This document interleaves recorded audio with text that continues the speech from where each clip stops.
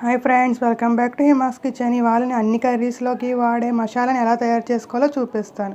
దానికి వెల్లుల్లిపాయలు, అల్లం, ధనియాలు, గసగసాలు, జీలకర్ర, ఒక 10-15 లవంగాలు, ఒక 10-15 యాలకులు,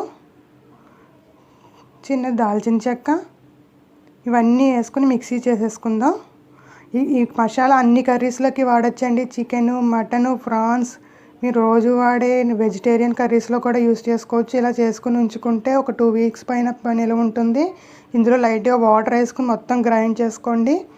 ఈ మసాలా వాడి చూడండి, మీ కర్రీస్కి టేస్ట్ అనేది చాలా ఇంక్రీజ్ అవుతుంది.